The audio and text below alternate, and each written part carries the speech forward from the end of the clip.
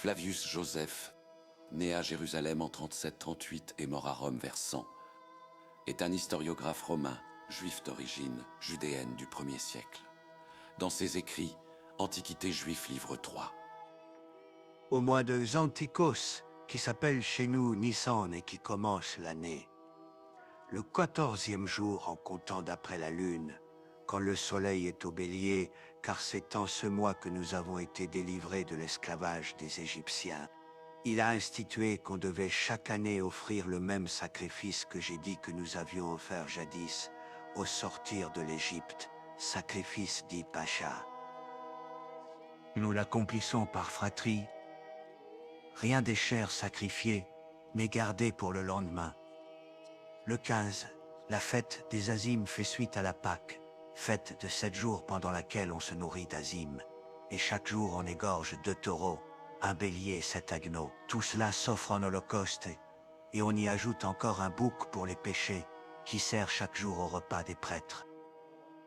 Le 2e jour des Azimes, c'est-à-dire le 16, on prend une partie des fruits qu'on a récoltés, auxquels on n'a pas encore touché, et estimant qu'il est juste d'en faire hommage d'abord à Dieu, à qui l'on doit la production de ce fruit. On lui offre les prémices de l'orge de la façon suivante. Faisant griller une poignée d'épis au bois, puis purifiant les grains d'orge pour les moudre, on en apporte pour Dieu un assaron sur l'autel, et après en avoir acheté une poignée unique sur l'autel, on abandonne le reste à l'usage des prêtres. Dès lors, il est loisible à tout le monde, soit publiquement, soit individuellement, de faire la récolte. On offre aussi, outre les prémices des produits du sol, un annulaire en holocauste à Dieu.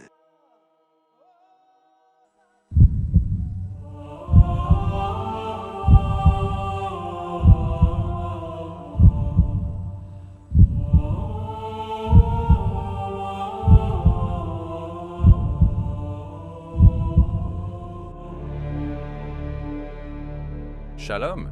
Dans cet enseignement, nous allons explorer les Écritures de manière approfondie pour mieux comprendre la question de la résurrection.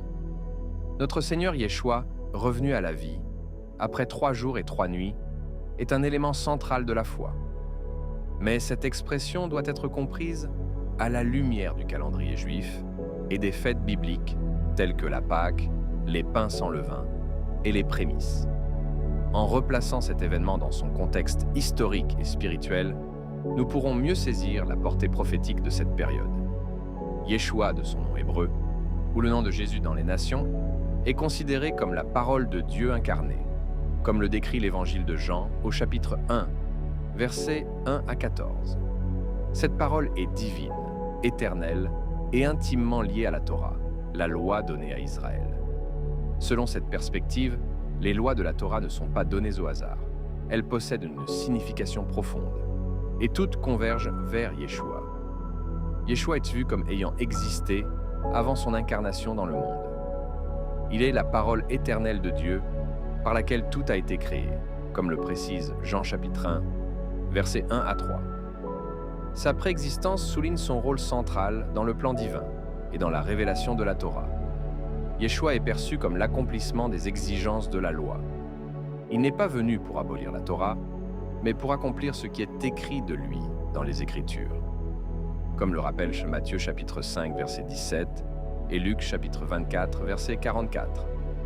Les commandements et les rites de la Torah sont donc vus comme des préfigurations, des symboles, qui trouvent dans leur pleine réalisation en Yeshua. Son sacrifice est compris comme l'accomplissement parfait des sacrifices prescrits dans la Torah pour le pardon des péchés.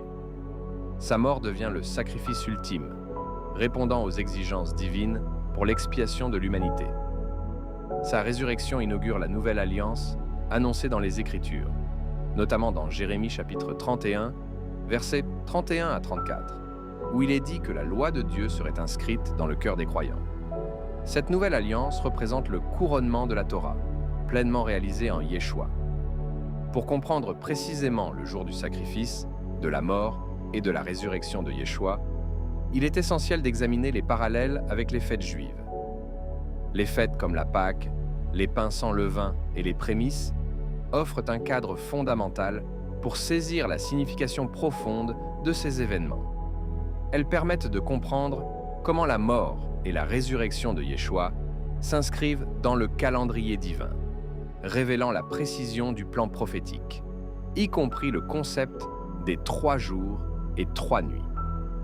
La fête de la Pâque, ou Pessah, symbolise la libération d'Égypte et la protection contre la mort. Elle préfigure le sacrifice de Yeshua comme l'agneau de Dieu. La Pâque marque ainsi le commencement du compte des jours menant à sa résurrection. La fête des pains sans levain, appelée Hag Hamatzot, représente la pureté et l'absence de péché, symbolisée par le retrait du levain. Cette période correspond à la mort et au sacrifice de Yeshua, soulignant la séparation totale du péché et la sainteté de celui qui s'est offert. Enfin, la fête des prémices célèbre la première récolte.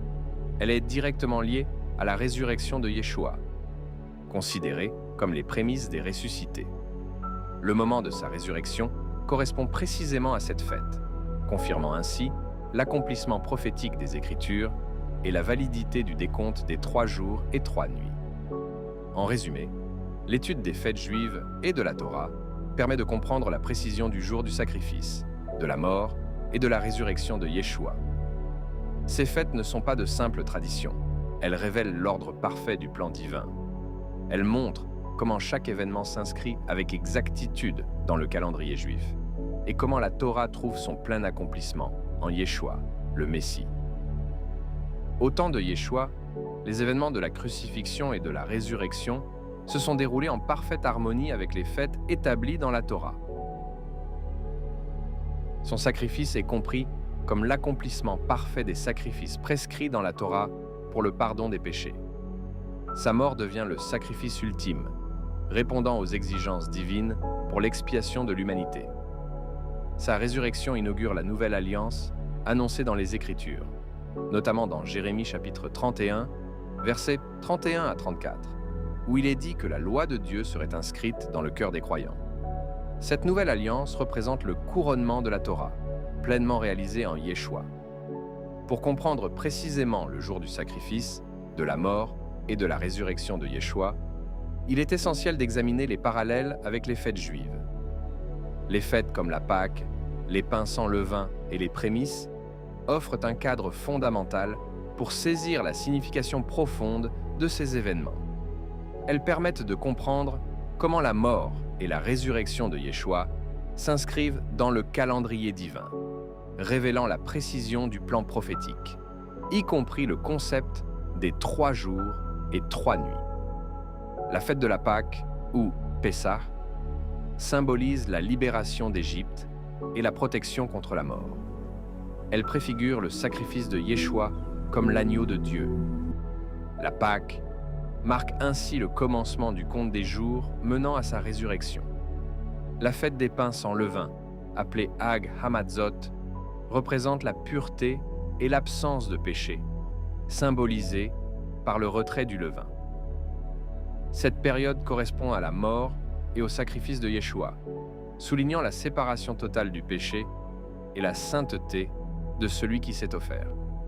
Enfin, la fête des prémices célèbre la première récolte. Elle est directement liée à la résurrection de Yeshua, considérée comme les prémices des ressuscités. Le moment de sa résurrection correspond précisément à cette fête, confirmant ainsi l'accomplissement prophétique des Écritures et la validité du décompte des 3 jours et 3 nuits. En résumé, l'étude des fêtes juives et de la Torah permet de comprendre la précision du jour du sacrifice, de la mort et de la résurrection de Yeshua. Ces fêtes ne sont pas de simples traditions, elles révèlent l'ordre parfait du plan divin.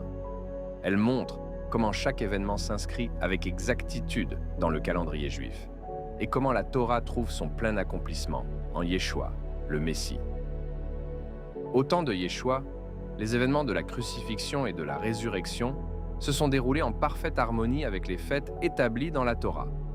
Ces fêtes, données par l'Éternel à Israël, avaient une portée prophétique qui annonçait l'œuvre du Messie.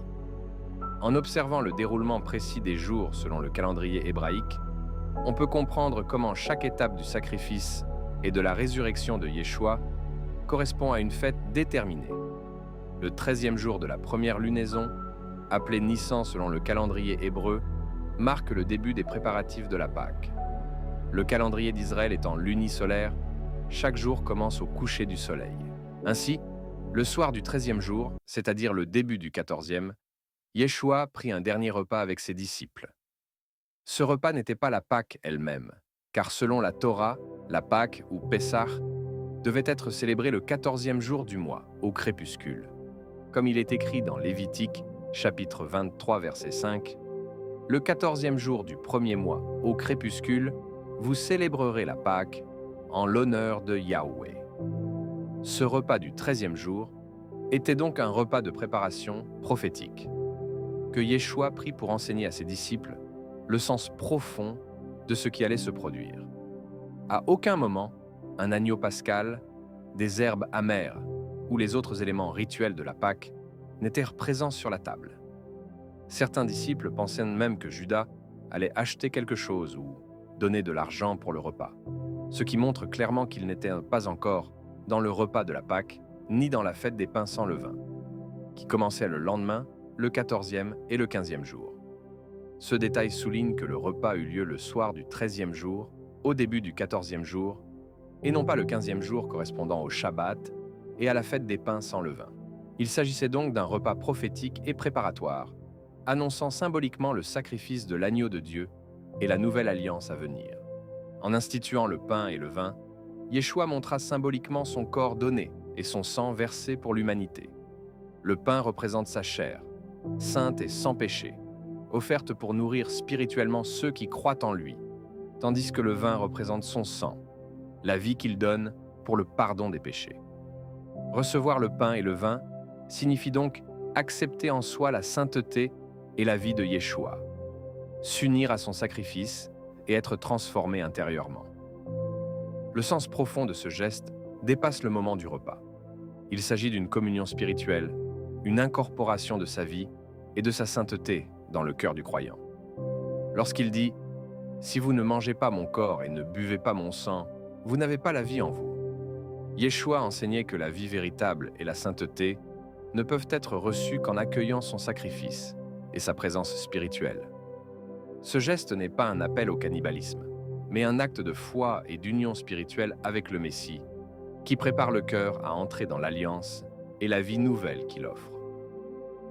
Ce repas est également le même geste que Melchisédek accomplit avec Abraham, lorsqu'il apporta du pain et du vin et le bénit, comme il est écrit dans Genèse 14, versets 18 à 20. Par ce geste, Melchisédek manifestait une alliance de paix et de bénédiction entre Dieu et Abraham, en recevant cette bénédiction, était reconnu comme l'ami de Dieu. De la même manière, Yeshua renouvela ce symbole lors du repas du Seigneur, révélant que ses disciples, en participant à ce geste prophétique, entrent dans une relation d'intimité avec Dieu, une alliance spirituelle d'amour et de communion. Il le leur déclara explicitement « Vous êtes mes amis, si vous faites ce que je vous commande. » Jean 15, 14 à 15. Ainsi, le pain et le vin ne sont pas seulement des éléments matériels. Ils représentent l'union entre le ciel et la terre, entre Dieu et l'homme, et l'amitié intime que le Seigneur offre à ceux qui le suivent et accueillent son sacrifice. Ce repas prophétique anticipe le sacrifice véritable de l'agneau de Dieu, et en y participant spirituellement, les disciples reçoivent non seulement la promesse de la vie, mais aussi la réalité de l'alliance divine et de l'amitié avec le Messie. C'est aussi ce que symbolise Apocalypse 3:20, où Yeshua dit « Voici, je me tiens à la porte et je frappe. Si quelqu'un entend ma voix et ouvre la porte, j'entrerai chez lui, je souperai avec lui, et lui avec moi. » Ce verset montre que le repas du Seigneur dépasse le cadre d'un jour particulier comme la Pâque ou le 13e jour de Nissan. L'invitation de Yeshua à souper avec lui s'adresse à chaque croyant tous les jours et à tout moment de sa vie. La porte représente l'entrée du cœur, qui peut être fermée ou ouvert, selon la disposition de la personne. Si le croyant ouvre son cœur à Yeshua, alors il entre véritablement dans sa vie. Il soupera, avec lui, c'est-à-dire qu'il entre dans l'alliance et la communion avec le Messie. La maison représente l'homme lui-même, sa vie et son existence intérieure. Ainsi, lorsque Yeshua frappe à la porte, il offre à chacun la possibilité de l'accueillir pleinement dans sa vie, de recevoir sa présence, sa vie et sa sainteté, et de participer à la relation d'amitié et de communion qu'il propose. Peu importe le jour ou l'heure, cette invitation est toujours accessible, symbolisant l'union continue entre Dieu et l'homme, et la vie nouvelle qui découle de cette rencontre avec son sacrifice. Durant la nuit du 13e jour, au début du 14e jour de Nissan, après le repas du Seigneur, Yeshua se rendit avec ses disciples au jardin de Gethsémani pour prier. Là, il manifesta une profonde humanité et une soumission totale à la volonté de Dieu, demandant à ses disciples de veiller avec lui. Avant d'être arrêtés, ils chantèrent ensemble les psaumes, conformément à la tradition juive de la Pâque, louant et rendant gloire à Dieu malgré l'angoisse imminente. Judas, l'un des 12, vint le trahir et le livrer aux autorités religieuses. Yeshua fut alors saisi, menotté et traité comme un criminel ou un animal destiné au sacrifice. Lien direct avec les paroles prophétiques d'Ésaïe 53:7, comme un agneau qu'on mène à la boucherie, comme une brebis muette devant ceux qui la tondent, il n'ouvrait pas la bouche. Chaque détail de son arrestation, de sa remise aux autorités et de son immobilisation pour être conduit devant le Sanhédrin, accomplit cette prophétie. Son arrestation ne fut pas simplement une formalité judiciaire. Elle révéla la réalité du sacrifice qu'il allait accomplir. Attaché et livré comme un agneau, Yeshua incarnait symboliquement l'agneau de Dieu qui prend sur lui le péché du monde. Tous ces événements, la prière, le chant des psaumes, la trahison de Judas et son arrestation en tant qu'innocent livré, soulignent la précision prophétique de son chemin vers la croix, montrant que chaque détail de sa vie et de son agonie correspondait aux Écritures, préparant ainsi l'accomplissement parfait de la Pâque spirituelle pour l'humanité. La fête de la Pâque, appelée Pessah, commence le 14e jour de Nissan, selon le calendrier juif, qui débute au coucher du soleil du 13e jour. L'agneau pascal devait être immolé dans l'après-midi du 14e jour, entre les deux soirs, Bein ha-Arbaïm, ce qui correspond, selon la tradition juive, à la période approximative entre 15h et 18h. Cette fête commémore la libération des Israélites de l'esclavage en Égypte, comme il est écrit dans le livre de l'Exode. Le sang de l'agneau, appliqué sur les poteaux des maisons, servait de signe afin que l'ange de la mort épargne les premiers-nés d'Israël. Ce sang représentait à la fois la protection divine et la délivrance du peuple, établissant le parallèle avec le sacrifice ultérieur de Yeshua, l'agneau de Dieu, pour le salut spirituel de l'humanité. Dans les évangiles, le 14e jour de Nissan est le jour de la crucifixion de Yeshua. Matthieu 26:2 rapporte ces paroles. « Vous savez que la Pâque a lieu dans 2 jours et que le Fils de l'homme sera livré pour être crucifié. » Cela indique que sa mort survenait au moment exact où les agneaux pascals étaient immolés. Jean 19:14 précise « C'était la préparation de la Pâque et environ la 6e heure. Pilate dit aux Juifs « Voici votre roi. » La 6e heure correspond à midi. Le parallèle est parfait.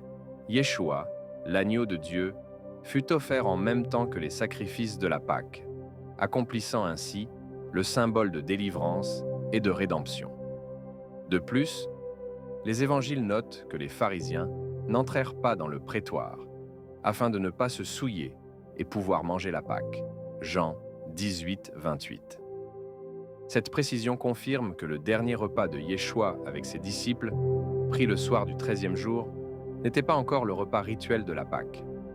À ce moment-là, le repas servait de préparation prophétique à ce qui allait se réaliser le lendemain, lors de la crucifixion. Ainsi, le 14e jour de Nissan, au moment précis où les agneaux pascals étaient immolés, Yeshua, l'agneau de Dieu, allait accomplir son sacrifice ultime. Son sang, versé sur la croix, devient le signe d'une nouvelle alliance, remplaçant symboliquement celui de l'agneau terrestre dont le sang protégeait autrefois les maisons d'Israël. Cette protection n'est plus seulement physique, mais spirituelle, offrant la rédemption et la vie à tous ceux qui croient en lui. L'apôtre Paul souligne ce lien dans 1 Corinthiens 5,7. Christ, notre Pâque, a été immolé. Ainsi, Yeshua accomplit la Pâque de manière spirituelle et parfaite, non seulement en offrant sa vie pour le pardon des péchés du monde, mais aussi en inaugurant une délivrance universelle, accessible à tous ceux qui acceptent son sacrifice par la foi.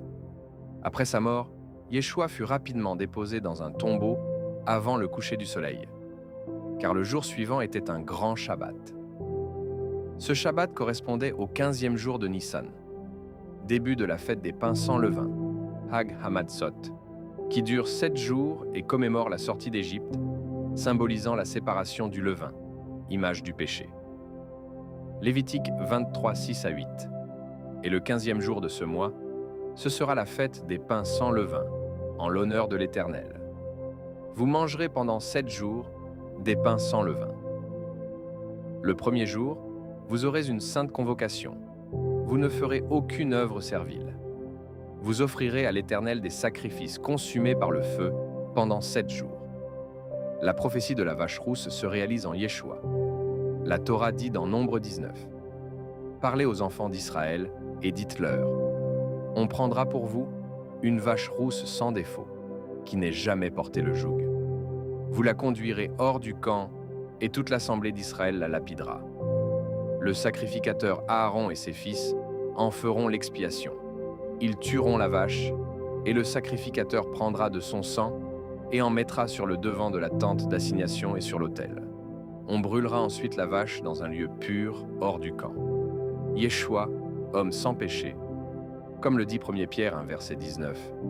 Mais vous avez été rachetés du vide de votre vie, hérités de vos pères, non par des choses corruptibles, comme l'argent ou l'or, mais par le sang précieux de Christ, comme d'un agneau sans défaut et sans tache. Il fut mis à mort hors de Jérusalem, sur le mont Golgotha, en dehors du lieu saint. Hébreux 13-12. C'est pour cela aussi que Jésus, afin de sanctifier le peuple par son propre sang, a souffert hors de la porte. Son corps devient ainsi la source de purification spirituelle, exactement comme les cendres de la vache rousse, purifiées rituellement.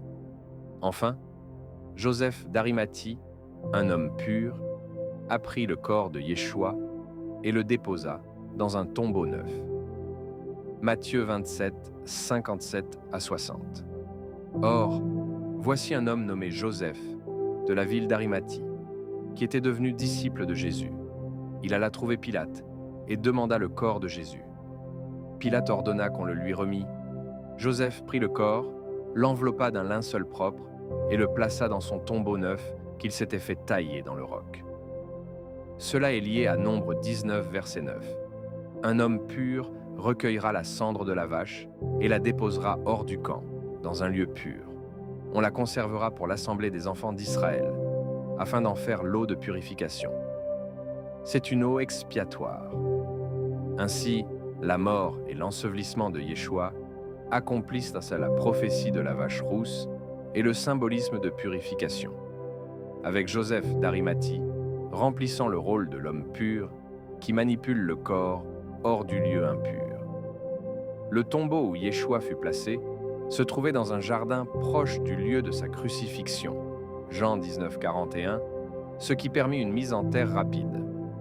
Joseph d'Arimathie demanda à Pilate l'autorisation de prendre le corps, et Nicodème apporta un mélange de myrrhe et d'aloès pour la préparation. Jean 19, 38 à 40. Bien que certains prétendent qu'il aurait été impossible de préparer le corps en si peu de temps, la tradition juive du 1er siècle ne nécessitait pas un embaumement complet. Le corps était simplement lavé rituellement, enveloppé dans un linceul et déposé dans le tombeau. L'embaumement complet, avec aromates et soins prolongés, n'était pas pratiqué dans le judaïsme antique et n'était pas requis pour respecter la loi avant le Shabbat. Les femmes viendraient compléter avec des aromates après le Shabbat, le premier jour de la semaine au matin. Marc 16, 1 à 2.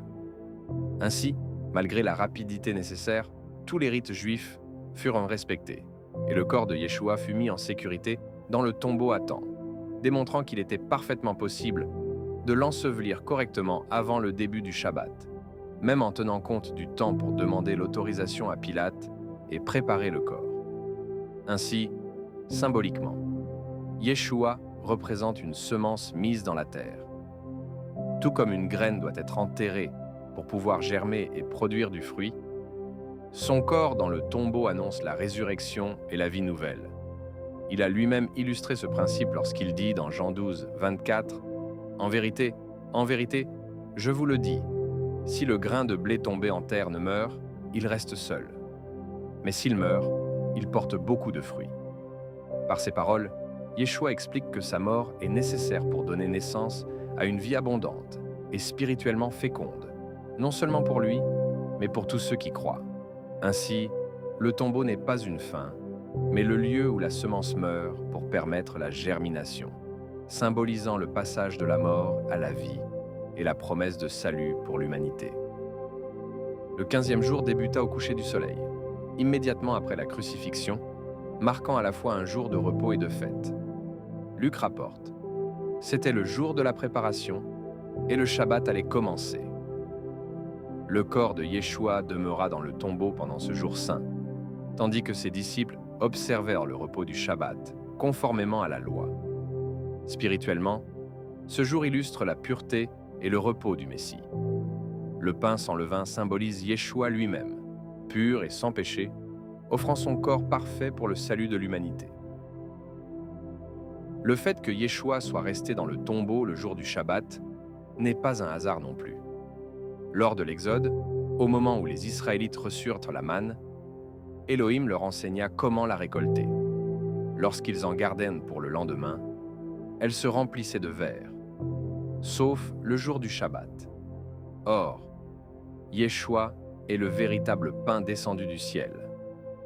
Pendant qu'il reposait dans le tombeau le jour du Shabbat, son corps ne connut pas non plus la corruption, conformément à la prophétie annonçant que son corps ne verrait pas la décomposition. L'agneau pascal représente le sacrifice parfait de Yeshua, offert pour racheter l'humanité. Comme le dit 1 Corinthiens 5,7, Christ, notre Pâque, a été immolé. Le pain sans levain symbolise le corps pur et sans péché du Messie, rappelant que Yeshua est venu sans faute pour accomplir la volonté de Dieu. Les herbes amères symbolisent la souffrance et l'amertume du sacrifice du Messie, le premier-né de Dieu. Elles rappellent la prophétie de Zacharie 12:10. Ils regarderont vers moi, celui qu'ils ont percé, et ils pleureront sur lui, comme on pleure sur un fils unique. Ils pleureront amèrement sur lui, comme on pleure sur un premier-né. Les herbes amères représentent donc l'amertume du deuil pour le Messie, la douleur de sa crucifixion et, prophétiquement, la réaction future du monde à son retour glorieux, comme annoncé en Apocalypse 1:7. Voici, il vient avec les nuées, et tout œil le verra, même ceux qui l'ont percé, et toutes les tribus de la terre se lamenteront sur lui. Ainsi, les herbes amères portent à la fois la mémoire de sa souffrance passée et l'attente de sa manifestation à venir, symbolisant l'amertume du péché, le deuil des hommes et la rédemption qu'il apporte. La Torah précise que pour manger la Pâque, il faut être circoncis. Si un étranger séjourne chez toi et veut célébrer la Pâque à l'Éternel, qu'il soit circoncis. Puis, il pourra s'en approcher et la célébrer, et il sera comme un natif du pays. Mais aucun incirconcis n'en mangera. Cette circoncision physique préfigurait la circoncision du cœur. En Yeshua, cette transformation devient intérieure. Le cœur purifié devient capable de recevoir le sacrifice du Messie. Ainsi, manger l'agneau pascal symbolise l'accueil du sacrifice du Christ dans son cœur et la communion avec sa victoire sur le péché et la mort. Le 15e jour de Nissan, qui correspondait également à un Shabbat hebdomadaire, représentait le repos complet. Le peuple juif commémorait sa libération, tandis que le corps du Messie reposait dans la tombe. Tout le plan divin se déroulait selon le calendrier de Dieu. La mort de Yeshua le 14e, le repos de son corps le 15e, et la résurrection à venir le 16e jour de la lune. Comme il s'agissait d'un Shabbat et d'une fête solennelle, les Juifs ne pouvaient rien faire eux-mêmes ce jour-là, conformément à la loi. Ils ne pouvaient ni travailler, ni accomplir certaines actions rituelles. C'est pourquoi les grands prêtres et les pharisiens allèrent de voir Pilate, l'autorité romaine, pour demander que le tombeau soit scellé et gardé. Matthieu 27, 62-64 rapporte. Le lendemain, qui était le jour après la préparation, les principaux sacrificateurs et les pharisiens allèrent ensemble auprès de Pilate et dirent « Seigneur, nous nous souvenons que cet imposteur a dit, quand il vivait encore, « Après 3 jours, je ressusciterai. » Ordonne donc que le sépulcre soit gardé jusqu'au 3e jour, afin que ses disciples ne viennent pas dérober le corps et dire au peuple « Il est ressuscité des morts ». Cette dernière imposture serait pire que la première. Pilate accepta, et des soldats furent placés pour surveiller le sépulcre. Prophétiquement, le scellage du tombeau reflète la loi de la vache rousse, nombre 19.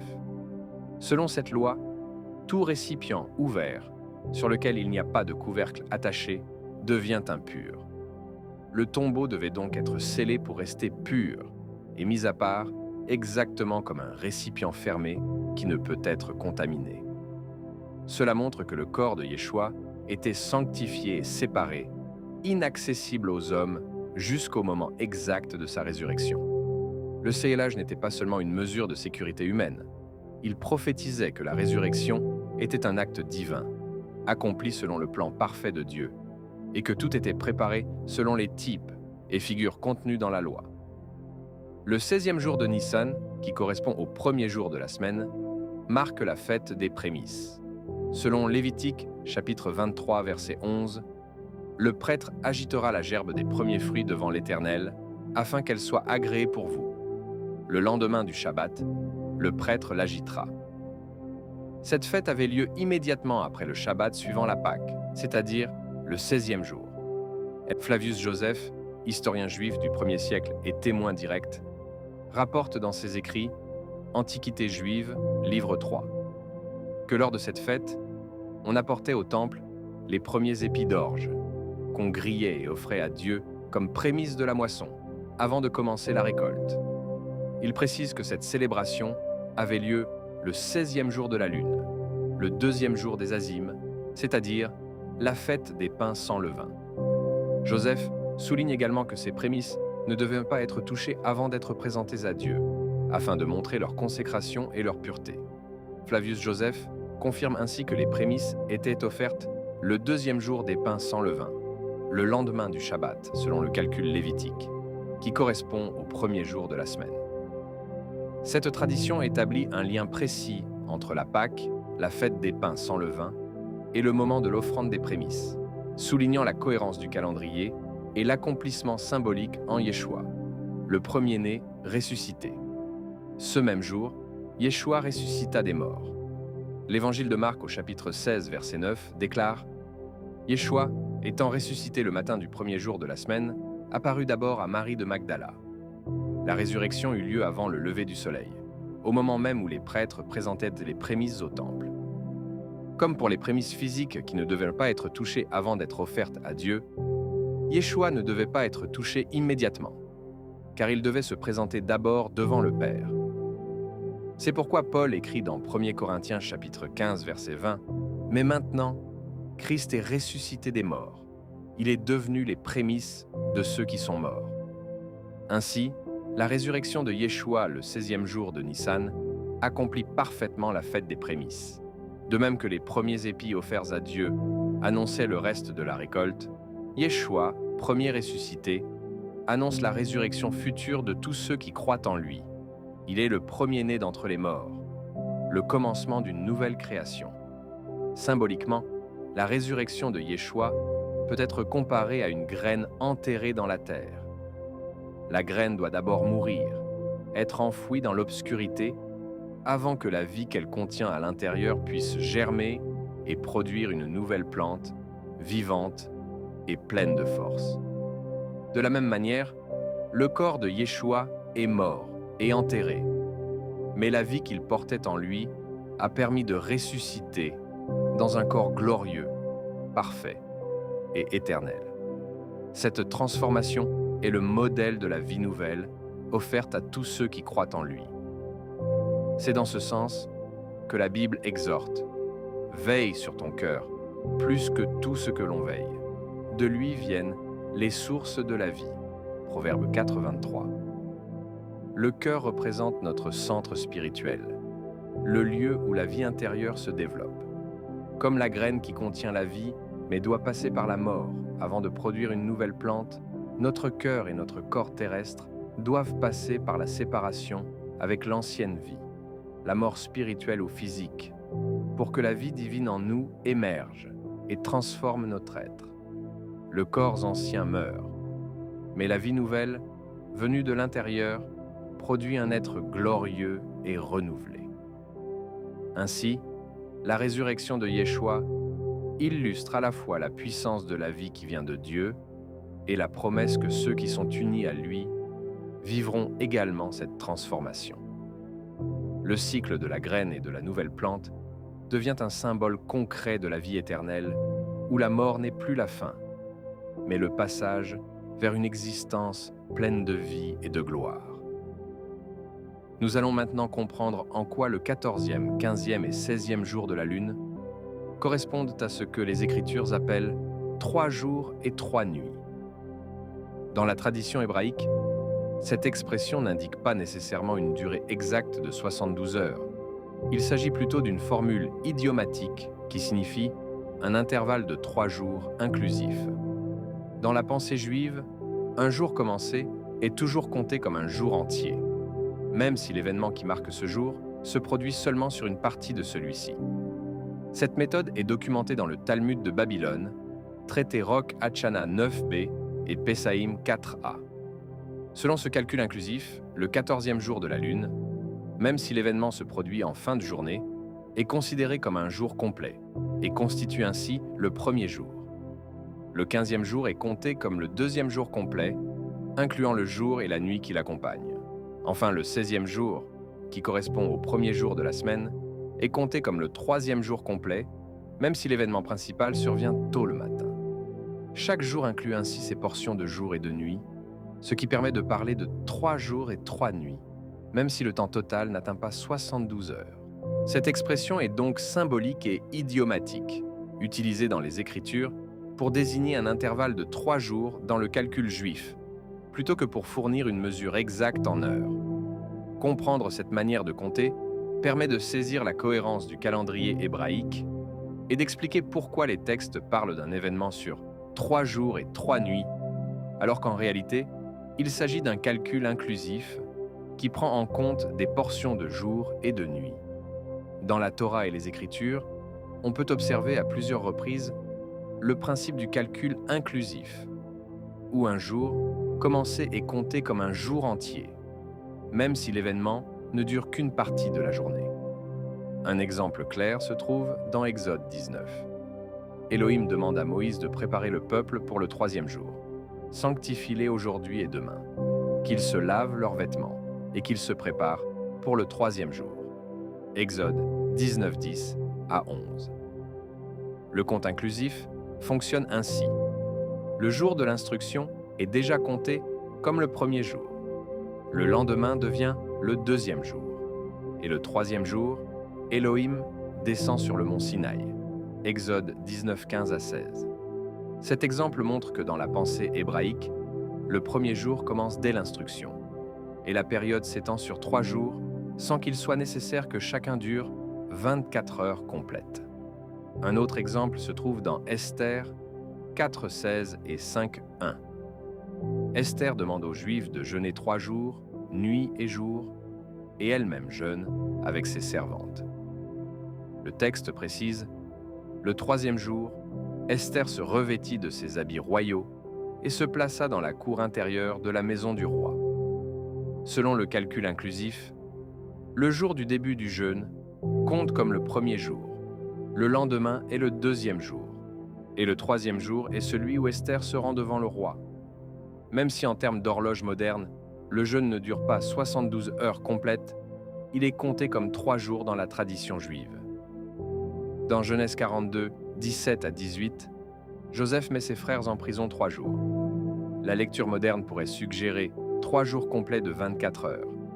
Mais le texte indique que le 3e jour, Joseph leur parle déjà. Selon le calcul inclusif, le jour de l'emprisonnement, 1er jour, le lendemain, 2e jour, et le 3e jour, Joseph les fait sortir et leur parle. Ici encore, les bas 3 jours incluent des portions de jours, et non 3 jours complets de 24 heures chacun. Enfin, dans 1 Samuel 32 à 13, un esclave égyptien est retrouvé après avoir été abandonné 3 jours et 3 nuits.